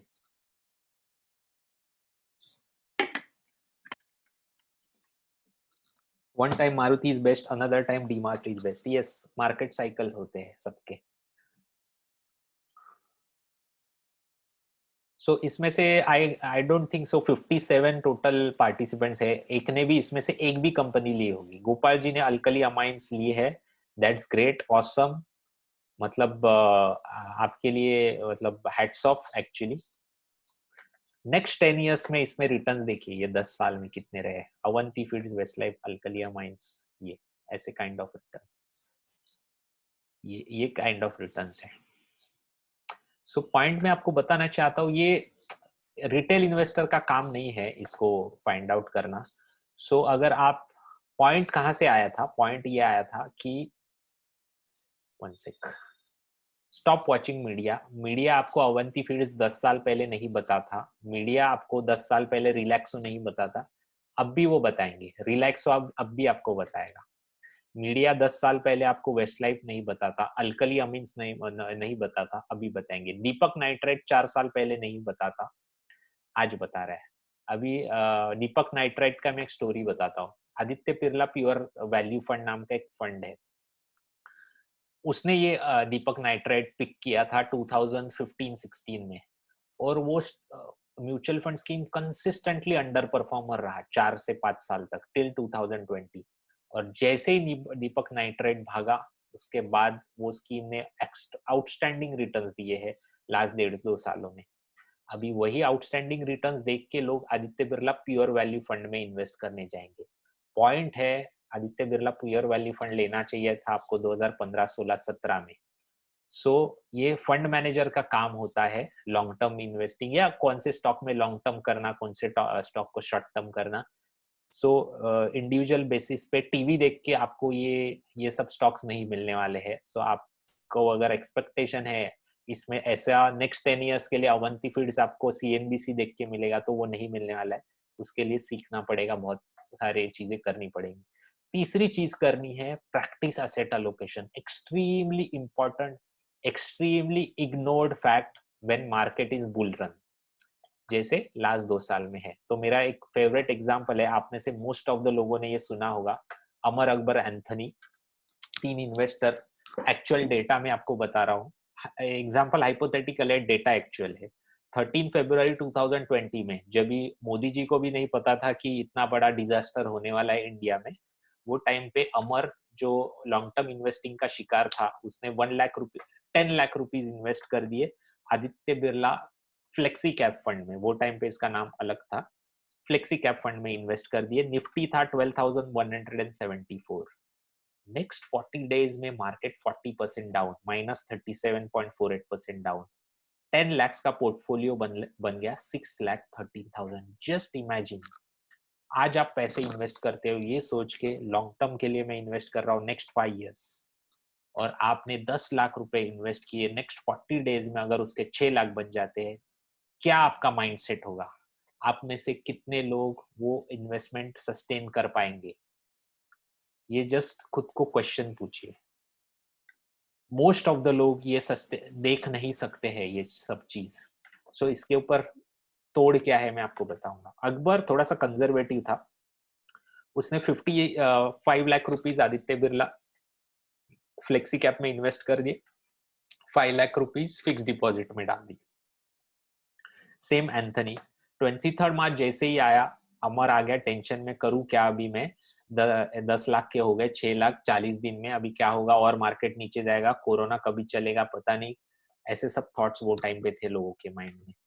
23 मार्च को किसी को नहीं पता था कि नेक्स्ट 2 इयर्स में 130% निफ्टी ऊपर जाएगा। सो अकबर का पोर्टफोलियो देखिए, सिर्फ -20, मार्केट -40 डाउन, इसका पोर्टफोलियो -20 डाउन, जो कि बेरेबल है। जो बंदा इक्विटी मार्केट में इन्वेस्ट करता है उसको ये समझ होनी चाहिए कि मार्केट में 15-20% के करेक्शन आते हैं, सो पोर्टफोलियो में 20% का करेक्शन जायज है, कभी भी हो सकता है, रिकवरी भी आएगा। एंथनी ने क्या किया, उसको उसने देखा मार्केट तो बहुत नीचे गया है, पैसे थे 50,000 रुपए फिक्स्ड इनकम में, डेट फंड में, उसमें से 1 लाख निकाले और इक्विटी में डाल दिए, इन्वेस्ट कर दिए। इसको बोलते हैं असेट अलोकेशन एंड रीबैलेंसिंग। 24 जनवरी 2021, एक साल पहले एग्जैक्टली, निफ्टी था 14,238।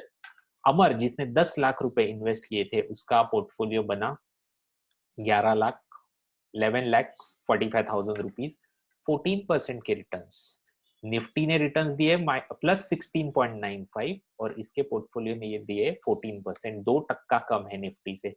सो ऐसे सब इन्वेस्टर्स होते हैं ना, वो इंडेक्स फंड्स इन्वेस्टर बन जाते हैं, लार्ज कैप फंड में इन्वेस्ट करते हैं, कंजर्वेटिव इन्वेस्टर बन जाते हैं।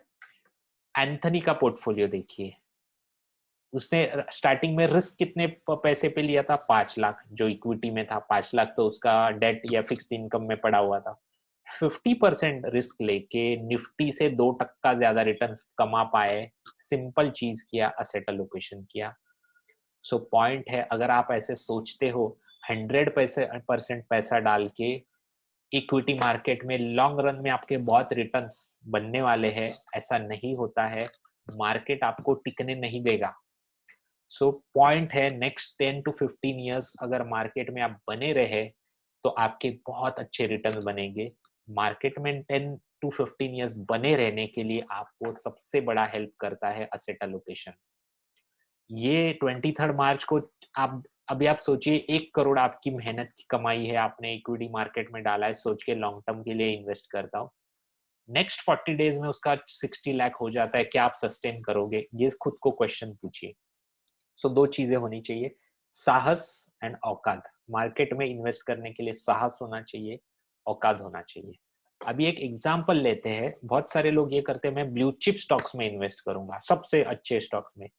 तो जो बंदा साहसी था ना, उसने 3-4 साल पहले 9 सितंबर 2018 को टॉप 5 स्टॉक्स लिए, Infosys, Reliance, HDFC bank, TCS, Maruti, जबरदस्त कंपनियां, आज भी जबरदस्त कंपनियां।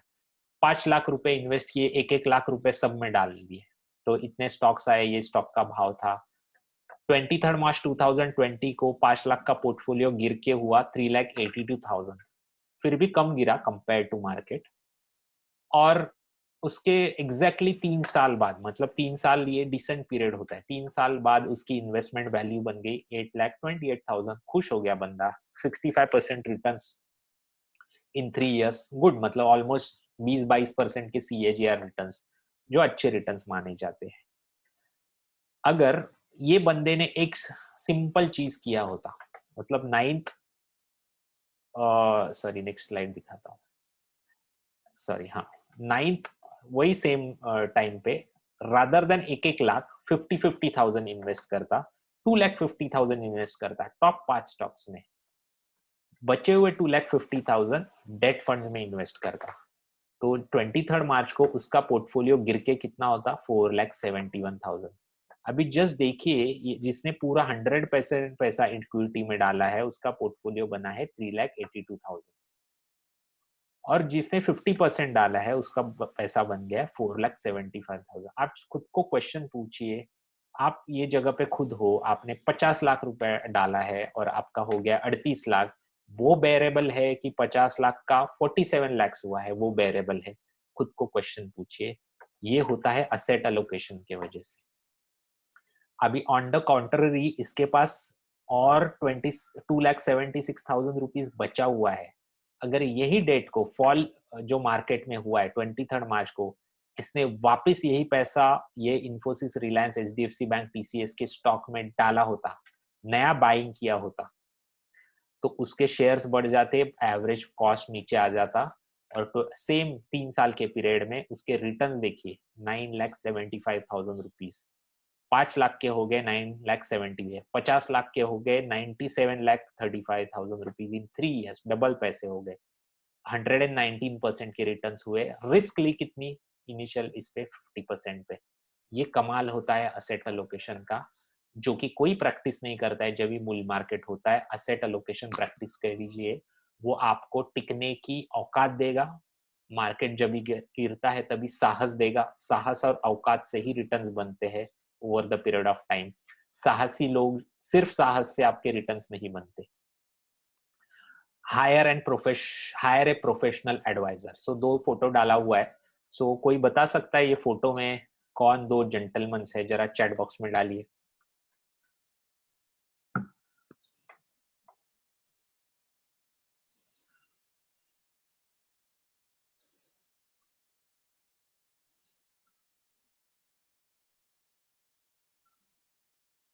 एमएफ में ये कंपनी थी क्या? प्रीतम जी ने पूछा है। हाँ, उसमें से बहुत सारी कंपनियां थी एमएफ में।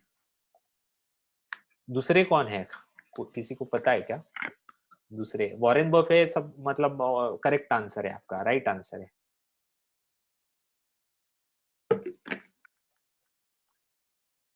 यस, अभिषेक जी करेक्ट। चार्ली मंगर, बलवीर जी, चार्ली मंगर करेक्ट। सो ये जो है ना, ये वॉरेन बफे के पार्टनर है और गाइड है, या एडवाइजर बोल सकते हो उनको ऐसे। तो जो भी इस दुनिया के सक्सेसफुल लोग होते हैं ना, उनके पीछे उनके साथ उनके मेंटर, गुरु, एडवाइजर बोलो, ऐसे होते हैं। अभी पॉइंट है, आप जो एडवाइजर चुनो ना, आपका म्यूचुअल फंड, इंश्योरेंस जो भी है, उसमें कुछ क्वालिटीज होने चाहिए।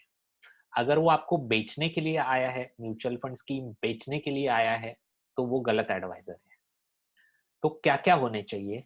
एडवाइजर का काम होता है आपके इमोशंस को कंट्रोल करना, क्योंकि हम इमोशनल क्रीचर है, साइंटिफिकली हम इमोशनल क्रीचर है। हमारे ब्रेन का अगर आप कंस्ट्रक्ट देखो, तो हमारा एक नियो कॉर्टेक्स होता है ऊपर, जो लॉजिकली सोचता है, और दूसरा उसके नीचे होता है वो इमोशनल ब्रेन होता है। जैसे ही न्यूज आती है, कोई आप सीएनबीसी देखते हो, कोई भी मीडिया का जब भी आपके ऊपर बम्बारमेंट होता है, हमारे इमोशन स्ट्राइक होते हैं। जैसे आप मोदी जी के बहुत बड़े फैन हो, अगर आपने फेसबुक पे देख लिया मोदी जी के अगेंस्ट किसी ने स्टेटमेंट कुछ भी डाला है, आप तिलमिला जाओगे, क्योंकि आपका इमोशनल ब्रेन के ऊपर अटैक होता है। सो मीडिया आपके इमोशंस के ऊपर अटैक करता है, इसलिए मीडिया से दूर रहना चाहिए। ये इमोशन को कंट्रोल करना, ये आपके एडवाइजर का काम होता है। जैसे कि अगस्त 2021 में स्मॉल और मिड कैप में बहुत करेक्शन आया 2-3 दिन के लिए, 9, 10, 11 अगस्त, बहुत सारे लोगों ने बेच दिए। उसके बाद स्मॉल और मिड कैप कितनी बड़ी रैली आई। 29 नवंबर 2021 मार्केट 16,200 को नीचे टच किया। वो टाइम पे लोग बोल रहे थे अरे अभी तो 15,000 हो जाएगा मार्केट। उसके बाद भी रिकवरी आई। आज भी लोग बोल रहे हैं अभी फेड का ऐसा है वैसा है, वापिस 15,000। मुझे नहीं पता 15,000 होएगा कि नहीं होएगा। पॉइंट है, नेक्स्ट 10 to 15 ईयर्स बने रहने के लिए आपके इमोशंस कंट्रोल करने का काम आपका एडवाइजर करता है। सो ऐसा एडवाइजर चुनिए जिसको खुद के इमोशंस के ऊपर कंट्रोल हो। एडवाइजर का काम ये नहीं है आपके लिए डिसीजन लेना, कौन सा स्टॉक लेना है, कौन सी म्यूचुअल फंड स्कीम लेनी है, ये आपके एडवाइजर का काम नहीं है। आपके एडवाइजर का काम है प्रॉपर रिसर्च करके आपके लाइफ के सिचुएशन के अकॉर्डिंगली आपको बेस्ट सॉल्यूशन प्रोवाइड करना, और आपको अवेयर करना उसके बारे में। फाइनल डिसीजन आपका ही होना चाहिए अगर आपको ये मार्केट में बहुत अच्छे रिटर्न बनाने हैं तो। अगर आपका एडवाइजर आपको बोलता है स्कीम के नाम म्यूचुअल फंड और आप खरीद लेते हो, आप ज्यादा पैसा नहीं बना पाओगे आने वाले टाइम में। सो आपको खुद को सीखना पड़ेगा। Bottom line is, adviser role is to make you financially conscious and not to make decision on your behalf. लेकिन एडवाइजर होना चाहिए। अगर आप एडवाइजर फीस बचाने के लिए 0.60 बचाने के लिए जीरोदा ग्रो ऐप उसके बाद कौन सा और कोई बहुत सारे एप्स, उसमें ऐसे इन्वेस्ट करते हो, ज्यादा टाइम तक ये गेम नहीं चलने वाला है, कभी ना कभी तो वो मार्केट फॉल होगा। आपने पहला चार्ट देखा होगा कितने बार कितने शार्प फॉल होता है, वो टाइम पे सस्टेन करना इजी नहीं होता है। एक स्टडी है, सिरानो करके एक रिसर्च कंपनी है उनका, जो एडवाइजर के साथ इन्वेस्ट करते हैं और जो डायरेक्ट प्लान में इन्वेस्ट करते हैं, 4 to 6 साल तक अगर आप एडवाइजर के साथ रहो, आप खुद के दिमाग से जितना इन्वेस्ट कर पाओ उससे 58% ज्यादा एब्सोल्यूट रिटर्न पा सकते हो। एडवाइजर के साथ 7 to 14 ईयर्स आप जुड़े रहो तो 99% एब्सोल्यूट रिटर्न जनरेट कर सकते हो। 15+ ईयर्स तक रहते हो तो 173% का अल्फा जनरेट कर सकता है सही एडवाइजर आपके लिए। सो 0.6% बचाने की स्केर्सिटी मेंटालिटी छोड़ दीजिए, अच्छा एडवाइजर ढूंढने में आप कोशिश कीजिए, और आपका खुद ऑफ कोर्स खुद का फाइनेंशियल अवेयरनेस बढ़ाने के लिए कॉन्शियसनेस, और last but not the least, stick to your financial plan. क्या फर्क पड़ता है कोरोना का और कोई वेरिएंट आ जाए, या यूक्रेन और रशिया वॉर हो जाए, या यूएस का इंटरेस्ट रेट बढ़ा दिया जाए, आप कभी ना कभी तो 60 होने वाले हो, आपको तो पैसा लगने वाला है फॉर नेक्स्ट 30 ईयर्स, 60 के बाद के नेक्स्ट 30 ईयर्स। सो क्यों ये सब चीजों में उलझे हुए हो? एवरीडे सीएनबीसी ऑन करके आपको ऐसा कौन सा नया नॉलेज मिलता है जो आपको हेल्प करता है एट द एज ऑफ 60 आपका लाइफ फाइनेंशियली सिक्योर करने में? आपके बच्चे कभी ना कभी 18 साल के बनने वाले हैं, उनके एजुकेशन के लिए आपको बहुत ज्यादा पैसा लगने वाला है। सीएनबीसी ऑन करके एवरीडे मॉर्निंग 9 o'clock को ऐसा कौन से नॉलेज में आपके भर पड़ती है जिससे आपका बेटा 18 साल के टाइम जब भी होगा तभी आपके पास पैसे आएंगे? सो इमरजेंसी फंड क्रिएट करना जरूरी। सो ये सब चीजें आपको एक्सट्रीमली इंपॉर्टेंट है, वो कीजिए instead of concentrate on 17,200 Nifty हो गया, 15,000 निफ्टी होगा। वो 15,000 भी होने दो, 14,000 भी होने दो, 20,000 भी होने दो, आपके प्लान के साथ स्टिक रहिए। फिर आपको तो मैंने आपको सबसे पहला स्लाइड दिखाया था कि इंडिया लास्ट 40 ईयर्स में कैसा जर्नी रहा है। तो आज का सेशन कितने लोगों को इंटरेस्टिंग लगा? चैट बॉक्स में डालिए इंटरेस्टिंग।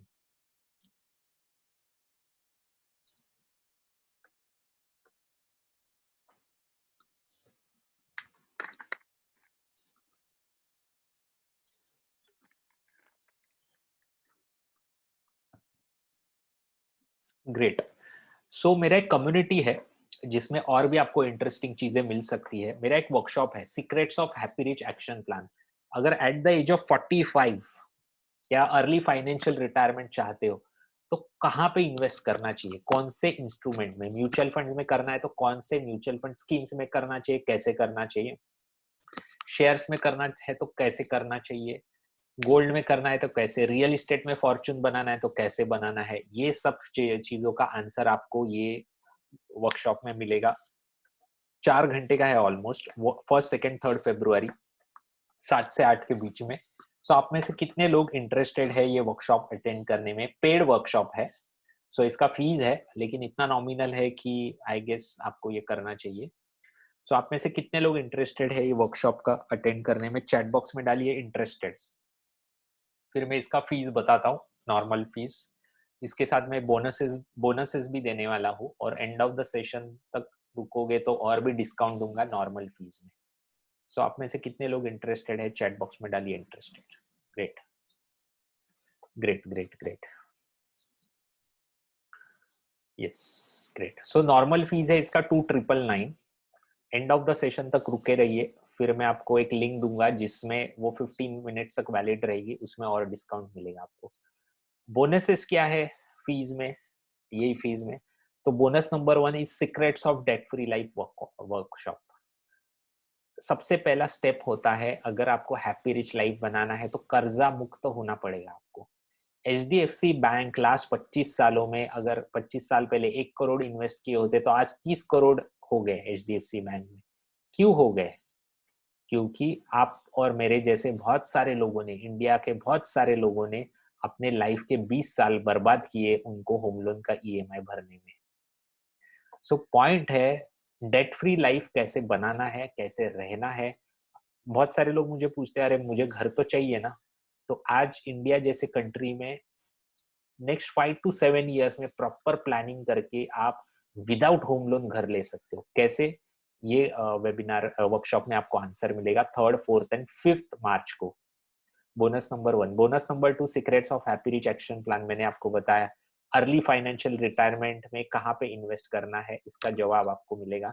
बोनस नंबर 3, सबसे पहले हैप्पी रिच बनने के लिए यहाँ पे चेंजेस करने पड़ेंगे। द बिलीनियर प्लेबुक में आपको सीखने मिलेगा बिलीनियर लोगों की सोच कैसे होती है वाइल इन्वेस्टिंग।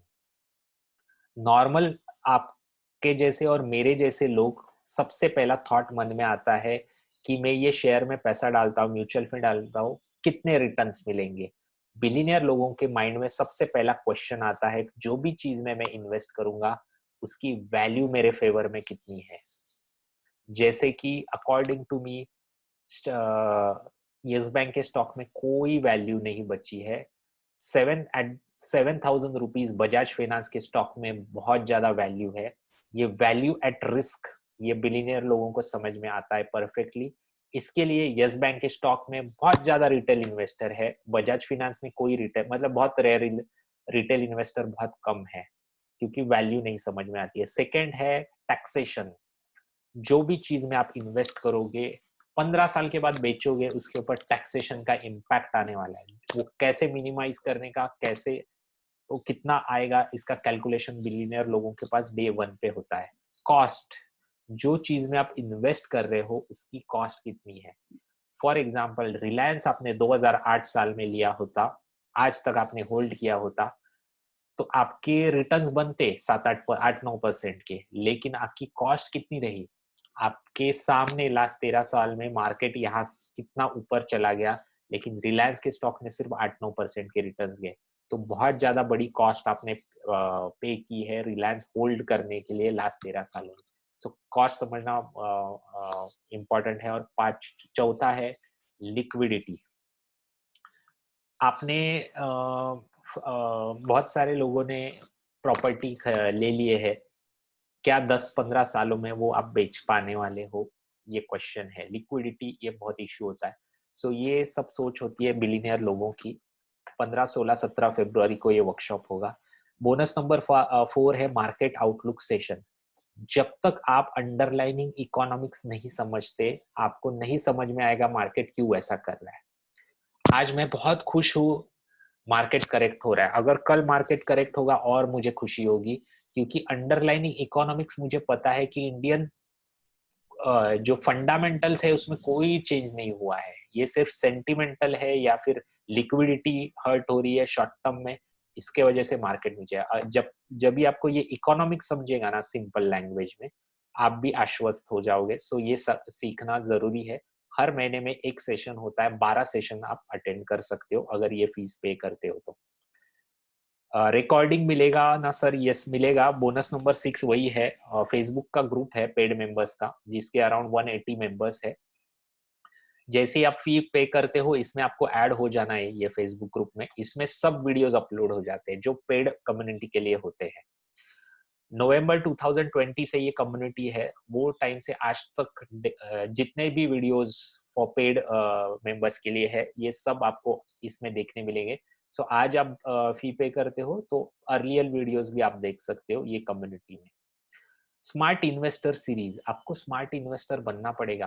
5 साल पहले की चीजें आज रेप्लिकेट नहीं होगी। जैसे लार्ज कैप म्यूचुअल फंड में आप इन्वेस्ट कर रहे हो, तो आप आपकी वेल्थ डिस्ट्रक्ट करके ले रहे हो। अगर आप इंडेक्स फंड्स में इन्वेस्ट कर रहे हो, तो आने वाले 5 साल में जो ह्यूमंगस अपॉर्चुनिटी इंडियन इकोनॉमी आपके सामने प्रेजेंट कर रहा है, उसके ऊपर आप लात मार रहे हो। सो स्मार्ट इन्वेस्टर सीरीज में आपको बहुत इंटरेस्टिंग चीजें पता चलेंगी, जो शायद आने वाले 5 से 10 साल तक आपको बहुत अच्छा हेल्प कर सकती है वेल्थ जनरेट करने में। सो ये ultra happy rich community circle है। टोटल इसके 179-180 मेंबर्स है। ये 7 बेनिफिट्स है, 3 वर्कशॉप्स, फेसबुक ग्रुप का membership, 12 market outlook session, expert knowledge series, 12 smart investor series. 26,000 इसकी टोटल वैल्यू है। 2,999 इसकी नॉर्मल फीस है। आप में से कितने लोग इंटरेस्टेड है ये कम्युनिटी का पार्ट बनने के लिए? चैट बॉक्स में डालिए इंटरेस्टेड। फिर मैं आपको एक लिंक दूंगा जो कि एक्टिव रहेगा नेक्स्ट 15 मिनट्स के लिए, जिसमें और भी डिस्काउंट होगा, लेकिन नेक्स्ट स्लाइड में मैं बताऊंगा वो डिस्काउंट कितना है। चैट बॉक्स में डालिए पहले कितने लोग इंटरेस्टेड है ये कम्युनिटी का पार्ट बनने के लिए। तुषार जी ने बोला है will recording made available, yes, ये जो फेसबुक ग्रुप में है वो रिकॉर्डिंग अपलोड हो जाते हैं जैसे ही सेशन कंप्लीट हो जाते हैं। तो सो आप में से कितने लोग इंटरेस्टेड है ये कम्युनिटी का पार्ट बनने के लिए। अप्रैल महीने से ये कम्युनिटी ऑफलाइन होगी, करंटली ये ऑनलाइन है। तो ऑफलाइन कम्युनिटी की फीस होगी 10,000 रुपीज, कंटेंट ऑलमोस्ट सेम होगा।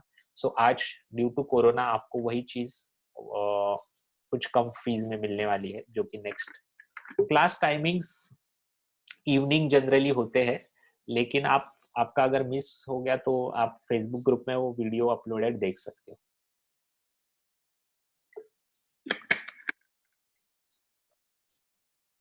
Can I buy it outside the session? मुझे क्वेश्चन समझ में नहीं आया। वैलिडिटी 1 ईयर, जो दिन आपने फीस पे किया है उससे 1 year validity. So next 15 minutes में अगर ultra happy rich community circle का 1 ईयर का मेंबरशिप आपको चाहिए तो रेजर पे एंड इंस्टामोजो के मैंने लिंक भेजे हैं। नेक्स्ट 15 मिनट्स के लिए इसकी फीस सिर्फ 1999 है। सो जो भी इंटरेस्टेड है लिंक दिए हुए है उसके ऊपर जाके पे कर सकते हैं। जैसे ही आप पे करते हो विद इन नेक्स्ट 15 मिनट्स में मेरे पर्सनल नंबर से after this meeting, yes Abhishek ji, link valid है ना, वो लिंक आप कॉपी कर लीजिए। सो जैसे ही फी पे करते हो नेक्स्ट 15 मिनट्स में मेरे नंबर से आपको एक लिंक आएगा फेसबुक ग्रुप का, उसमें आप ज्वाइन हो जाना। सब वीडियोस आपको उसमें मिलेंगे प्रीवियस, आने वाले जो वेबिनार्स वर्कशॉप्स है पेड मेंबर्स के लिए उसके लिंक्स आपको व्हाट्सएप पे आते रहेंगे। जैसे अभी 1 फरवरी को है तो उसका आपको व्हाट्सएप लिंक आएगा, सो आप ज्वाइन कर सकते हो। सो पॉइंट है ये फीस इतनी कम है, इसमें इतना ज्यादा आपको मिलेगा नॉलेज अकॉर्डिंग टू मी, शायद आपके फाइनेंशियल लाइफ को एक बहुत बड़ा डायरेक्शन मिल सकता है। सो आज का सेशन यहाँ पे खत्म होता है। किसी को भी कोई भी क्वेश्चन है तो अनम्यूट करके पूछ सकता है। कोई भी क्वेश्चन आज के सेशन के ऊपर तो अनम्यूट करके आप पूछ सकते हो।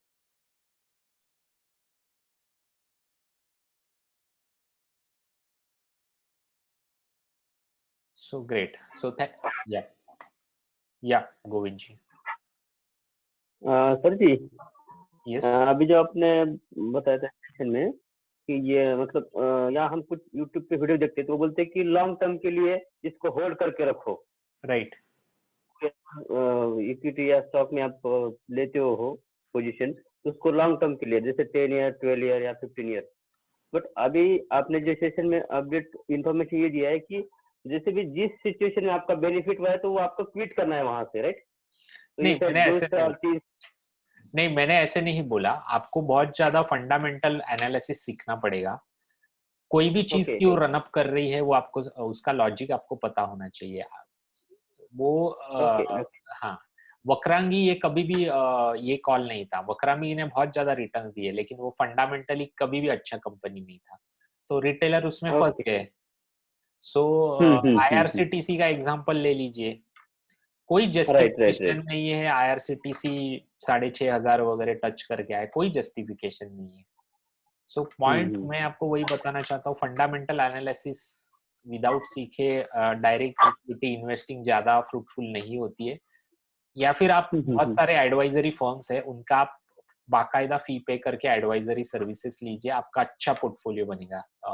नहीं तो कोई चांस नहीं है, खुद का दिमाग लगा के तो ये मार्केट में चांस ही नहीं है, क्योंकि हमारा सामना किसके साथ है, एआई के साथ है। तो हाँ। आर्टिफिशियल इंटेलिजेंस के सामने तो इम्पॉसिबल है इतने ज्यादा फैक्टर्स, और आज के मार्केट में इतने ज्यादा शॉर्टर साइकिल्स है। हम उदाहरण हम्म। देखते हैं विप्रो का स्टॉक 1982 में वगैरह ऐसा, फिर 1995 में एचडीएफसी बैंक, लेकिन साइकिल बहुत शॉर्ट हो गए हैं ना हर एक कंपनी का, सो प्रेडिक्ट करना बहुत डिफिकल्ट है। हाँ, तो एज पर योर ओपिनियन तो मतलब फाइनेंशियल एडवाइजर रखना ही चाहिए, तभी जाके आपका पोर्टफोलियो हेल्दी बन सकता है। यस, मुझे कोई चांस नहीं लगता विदाउट एडवाइजर। इमोशनल जो इम्बैलेंस है ना उसको मैनेज करना ये एडवाइजर का काम होता है। Yes. Yes, yes, yes. Okay, okay. Yeah. Thank you. Thank you. Can you name some of the good advisories? marketsmojo.com करके है जिनसे मैं लेता हूँ, आप भी ले सकते हो। आप ऑनलाइन जाइए marketsmojo.com पे, वहाँ पे आप सर्विसेज उनसे ले सकते हो। 25,000 के आसपास फीस है एनुअल, लेकिन वर्थ है, ऐसा मुझे लगता है। Okay, okay. Yeah. How can say FI sell etc only? ये डेटा मिलता है ना, FI सेलिंग, DI सेलिंग का डेटा तो NSE के साइट पे मिलता है। सर एडवाइजर कौन ठीक है, जैसा कैसे जज करे? जो आपको बेचने आया है ना, अब वो सही एडवाइजर नहीं है। एडवाइजर का काम मैंने आपको बताया है। एडवाइजर का काम है आपको समझना, आपकी थॉट प्रोसेस क्या है, आपके गोल्स क्या है, आपके पैटर्न्स क्या है, आपकी हिस्ट्री क्या है, ये समझ के ऐसे प्रोडक्ट्स आपको देना जिससे ज्यादा से ज्यादा आप ये मार्केट में टिके रहो। अगर वो बेचने आया है, समझ लीजिए वो सही एडवाइजर नहीं है। एडवाइजर का काम बेचना नहीं है आपको। एडवाइजर का काम है आपको मैनेज करना। जैसे विराट कोहली को क्या सिखाओगे? मतलब दुनिया का सबसे बड़ा बैट्समैन है, कौन कौन सा कोच है इंडिया में, वर्ल्ड में, जो विराट कोहली को बैटिंग सिखाएगा? फिर भी आप उसका बैटिंग देखिए, वो ऑफ साइड ऑफ स्टंप वो एज करके आउट हो रहा है, तो वो मैनेज नहीं कर पा रहा है, उसमें स्किल्स है, तो वो स्किल्स मैनेज करने के लिए, हेल्प करने के लिए कोच होता है। सचिन तेंदुलकर को कोई बैटिंग नहीं सिखा सकता है, पॉइंट है उसको मैनेज करना। सो एडवाइजर का काम है मैनेज करना। हाँ, प्रीतम जी ने कहा ETF ओनली। ये मैं जो वेबिनार्स अटेंड करता हूँ ना, various advisory services, mutual funds, उनके पास ये डेटा होता है, तो वहाँ कहीं पर मैंने ये सुना है, तो मैंने वो मेरे स्लाइड में डाल दिया है। तो जेन्युइन सोर्स है, don't worry about it, fact है, ETF सेलिंग ही हुआ है Pritam ji. So thank you very much. आज का सेशन खत्म हुआ है आज यहाँ पे। जिन्होंने भी last 3 year, yes yes sorry या सॉरी, बट वो जो लास्ट 3 इयर्स ट्रेंड्स वाला स्लाइड था, एक बार प्लीज शो करेंगे। लास्ट 3 इयर्स क्या? लास्ट 3 इयर्स के रिटर्न्स आपने जो बताए थे, लास्ट 3 इयर्स के बिटवीन 2017 से 2020 के बीच में होंगे वो रिटर्न्स, ये ना? हाँ ये, हाँ, ये हाँ ये ये तो स्लाइड थी। हाँ, ये पॉइंट टू पॉइंट रिटर्न्स नहीं है, ये 2017 से 2020, 2018 से 2021 के बीच के रिटर्न्स है। और ये स्लाइड का इंटेंशन अलग है। पॉइंट ये है, अच्छी कंपनियां, अच्छी बैलेंस शीट वाले यस यस स्टॉक्स भी बुरा कर सकते हैं। यस, सो या थैंक यू वेरी मच। जिन्होंने फीस पे किया है उनको मेरी तरफ से मैसेज आएगा व्हाट्सएप पे, फेसबुक का लिंक आ जाएगा with in next 15 minutes. Thank you very much. आज का सेशन यहाँ पे खत्म होता है। Thank you,